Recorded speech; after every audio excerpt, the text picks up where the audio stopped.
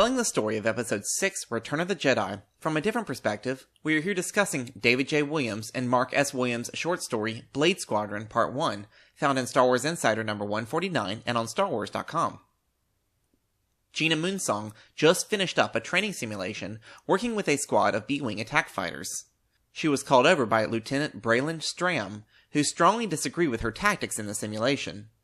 Moonsong, being a strong personality and not afraid to talk back to her superiors, said she did the best she could and that her wing leader's calculations were off.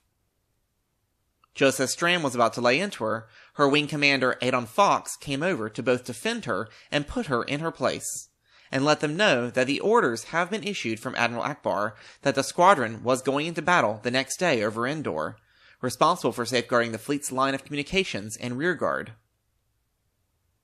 Gina was a cadet and fairly new to flying snub fighters, having learned to pilot, smuggling cargo off Coruscant.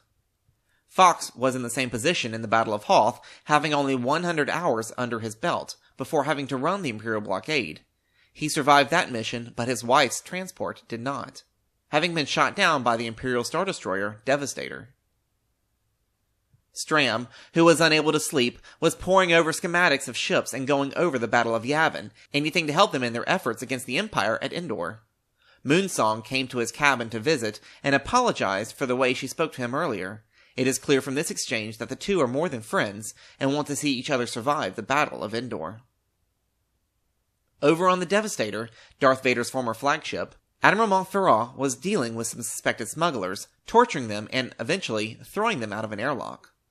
He knows the battle with the rebellion is coming, and he prepares his ship and those under his command for the operation. When the rebels reached the Death Star, a part of the story we all know, the shields were up. The lead squadron, headed by the Millennium Falcon and General Lando Calrissian, break off its attack and engage swarms of TIE fighters. They must all remain nimble in hopes that the shields would soon come down and they could resume their plan. At that moment, Commander Fox saw the Devastator, the ship that destroyed his wife's transport at the Battle of Hoth.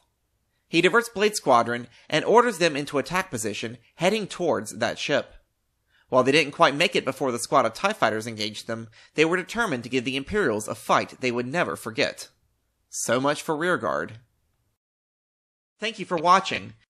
Be sure to subscribe to keep up with all the insight and analysis found here at Star Wars: The Canon Explained. You can also follow me on Twitter, Instagram, and Facebook. Leave your comments and questions about this story or any element of the Star Wars canon below.